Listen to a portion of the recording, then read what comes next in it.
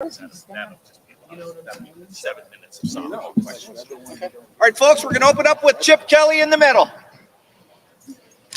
Do I have to sit or can I stand up? Yes. No. Well.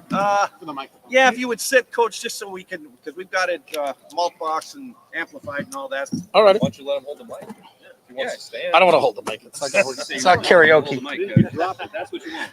No, we're good. There won't be a drop the mic. Just 5 days into this, has a pecking order developed with quarterback? Is there a front runner? No, it's just we're just trying to, as I told the players, don't count your reps, make your reps count. And I think they're doing a good job, all of them.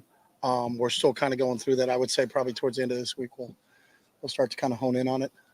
But it's part of is one again. Now the day of the lineup changes every day, like who's in with what group, and just kind of mixing and matching right now. But we're all just trying to make the most of our reps, be valuable because of how we're doing it. And a lot of it's two fields. So we got 2 different groups going on at the same time.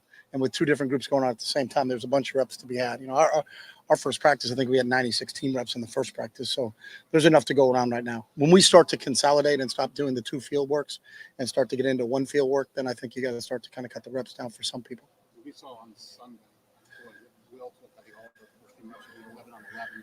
Yeah, I wouldn't read into anything to that. I think the next day next day he may have gone with the 3. So.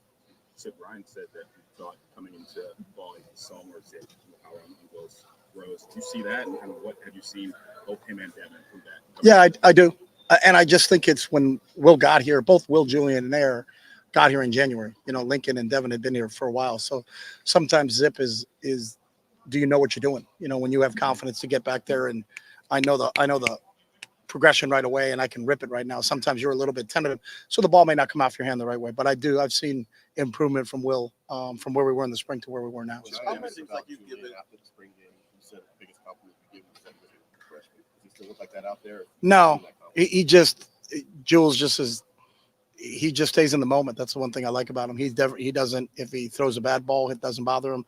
If he throws a good ball, he doesn't get overexcited and say, you know, hey, I just arrived. He's always thinking about the next snap, and he's done a really good job with it.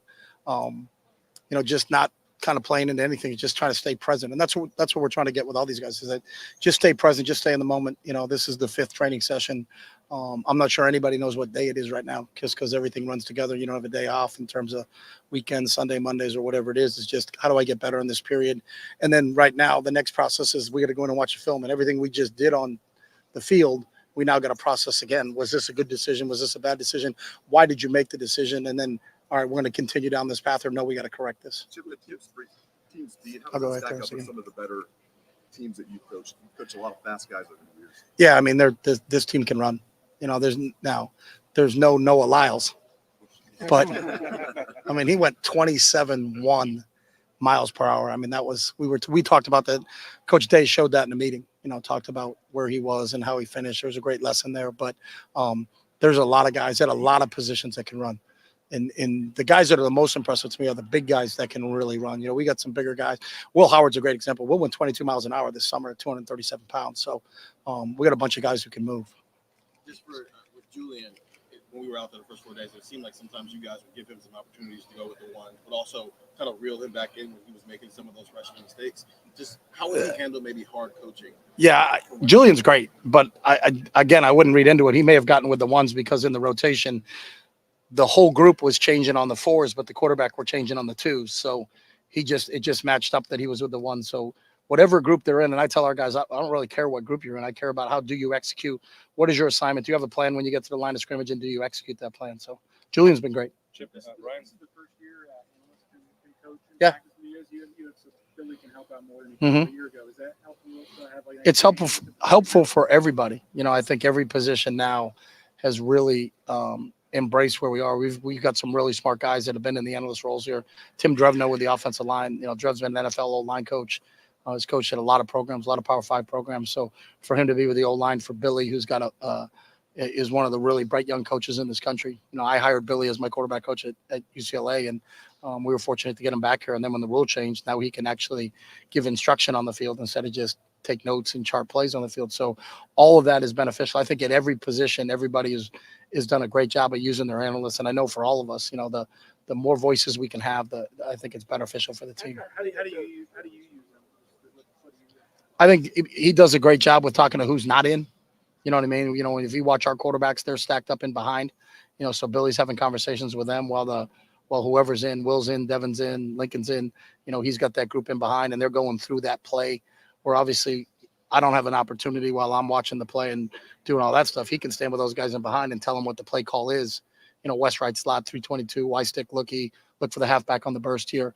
He can have that conversation with those guys, and then they can talk about what was that read that the quarterback was in, while Coach Day and myself can give feedback to the quarterback that is in. So. How do y'all play that in meetings, though, Chip? I mean, who knows when to speak up? You know, who can speak up and when to speak up, and who do they speak up to? You know what I mean? Yeah, I think in all rooms, the position coaches run in the meeting room, but obviously we always use assistants. There's some times where you give projects, hey, we're going to the meeting today. You got 7-on-7. I'm going to take 11-on-11. So you can go back and forth with that. Yeah. And offensive line wise, what stuck out at you the first several days? I mean, you see the makings of a good unit, great unit. What's just sort of your take on that? Right guard? Yeah, I do see a making of a really good unit. And I think the first thing that I noticed is that whole group worked extremely hard with Mick in the summertime. So where they are physically, you know, they came to camp ready to play and ready to compete. And again, the reps part for every position, not only quarterback, but whether it be right guard, right tackle, whatever it is we're just rolling. We're just trying to get as much film on tape. You know, you hear and you forget, you see and you remember, you do and you understand. So is how many reps can we get for our players so that they really truly understand what we're doing? And that's what we're really trying to push through right now. Knock on wood, we've been really, really healthy so that we can continue to play at least 3 full groups right now. So everybody's getting a ton of reps and we're just rolling. And then we got to run in there as quick as possible, watch the tape as the coaches, and then get ready for our afternoon meetings, and then get ready for walk through at night, and then we, you know, kind of rinse and repeat. That's kind of that's where we are in this mode of camp right now. So Chip Ryan has mentioned a couple of times that it feels like your impact not primarily, has been largely to help enhance the running game, and that maybe the ideas you've had are different from the last time you guys worked together. How has your philosophy for running football changed, do you think, since the last time you guys worked together? I think your philosophy is always built upon who your players are. So the last time we were together, we had different personnel, you know, so you're just always trying to feature what do you do really well, and then trying to mask what you don't do really well. So I think it's always morphed, and sometimes you're more of a run RPO team. Other times you're more of a spread them out, you know, throw the ball down the field, and then you're running screen and draws. You know, it just really depends on your personnel. So I think maybe that's how it's changed a little bit, and our personnel has been different. So, you know, you get to learn some new things to adapt it to your personnel. What do you think what would this team do? They do a lot well. That's the good thing about this place. You know, I don't think there's one singular thing. I think there's a lot of talent in the running back room. There's obviously a lot of talent in the wide receiver room. So I think there's going to be a good balance. How similar is Ryan's passing game to what you all were doing last time you worked with him? Very similar. Yeah. A lot of the same things.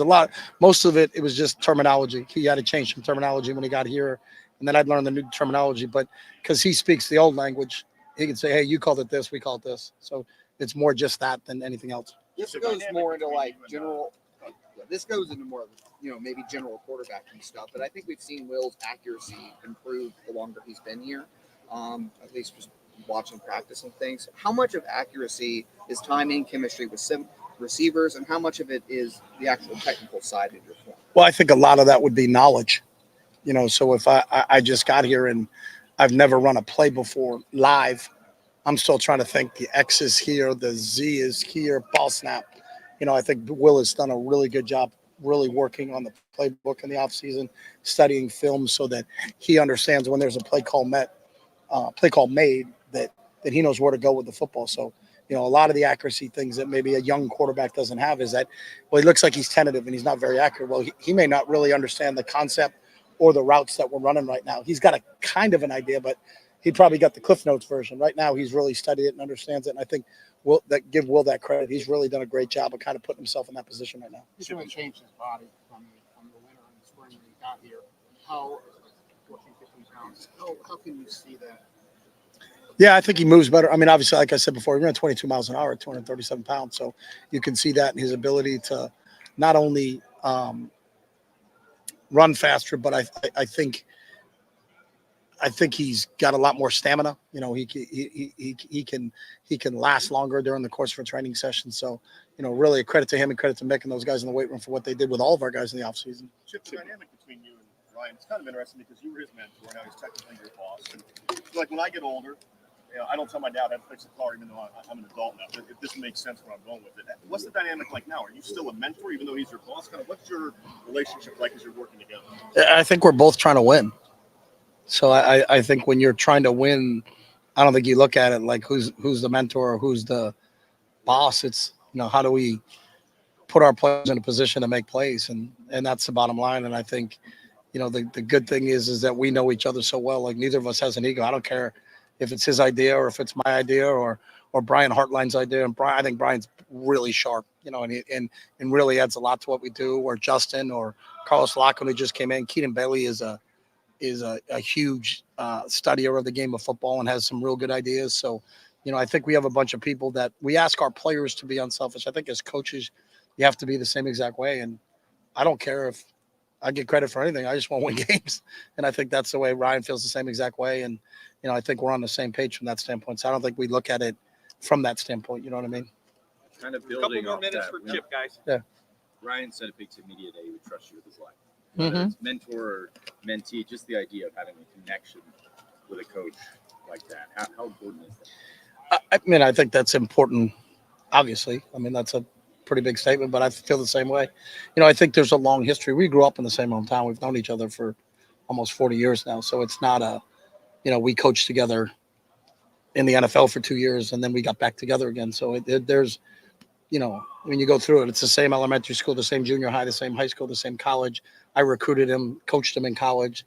I know his family well. I know his entire family well. I think, and we're all products of the same hometown with the same coaches that coached him in youth sports, coached me in youth sports. So there's always going to be that connection. So I think that's a little bit different just because of that dynamic from it's not just a history of 2 years together in the NFL. It's 40 years of, growing up in the same hometown. So. Chip, Ryan said that you'd like to have ideally a quarterback who started May within the first 2 weeks. Yeah. Do you think that is on the path towards happening? That's a great question by you, and I know exactly where you're going with that. So, I don't have an answer for you. Who's your number 2 quarterback? That's a good question. That's a great way to phrase it. Chip, is there a difference?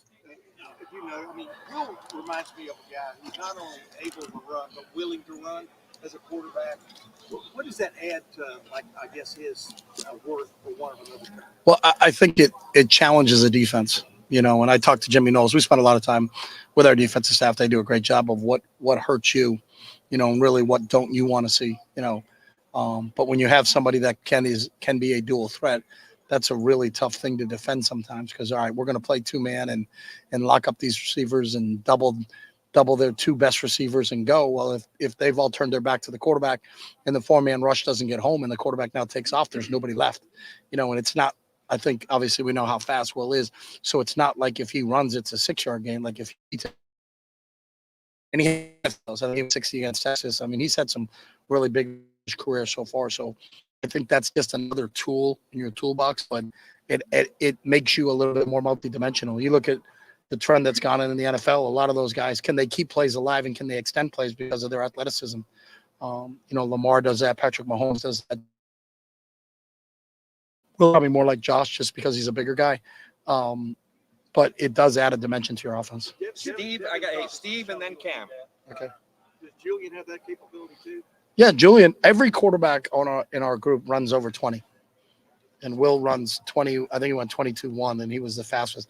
But like Lincoln was 21-9. Like Lincoln can go. Devin, obviously, we know he's got that. And Julian was over 20 this summer. Air runs at 21. So all of those guys run over 20 miles an hour. So we don't have anybody that's a statue back there. But we're also not going to run them 25 snaps a game. They're not Tim Tebow now. So we're not direct snapping it to them and running quarterback power. It's just another facet of what we can do, and that you have to account for the quarterback in the run game. Last 2 questions. Steve and then Cam. Chicago, Ryan Day says he would trust you with his life. Just to hear a guy that you coach, a guy that you work with, that's got to be the ultimate compliment and make you feel that you got into this and are having that impact on a lot of people's lives. Yeah, but I would say that wasn't a surprise to me. So we've known that. And as we've had a relationship that goes back a long, long time. So, and I feel the same way. So, our families are really close, and We grew up in a great hometown where that sense of community and sense of loyalty and sense of love for one another is always been fostered. So, it means a lot that he would say that, but I feel the same exact way. Cam? Chip, we watched Brandon Ennis at camp. Yeah. He's obviously healthy, but in and out of cuts very quickly. Sure. When you have a healthy Brandon Ennis, how much can that add? Folks, we for have starting Air wise Noland to on do the north 20. motions and different things like that. Yeah, there's a lot of things you can do with BI, and it was unfortunate that we didn't have him during most of the spring, so I didn't get to see him, and I knew who he was. He was a highly recruited kid coming out of high school, but to see him now, but I love his competitive nature. He competes, and I think it kind of brings that competitive level, and I think to a really good competitive wide receiver room, it kind of takes it to another level. So to have him back out there as another weapon, to go along with Mac and Carnell and JJ and those other guys and Bryson and JB, there's a bunch of really talented guys in that room, but to have him back healthy is a really big plus for us right now. Great. Coach, thank you very much. Thanks, guys. Coach, I'm going to bring you over here.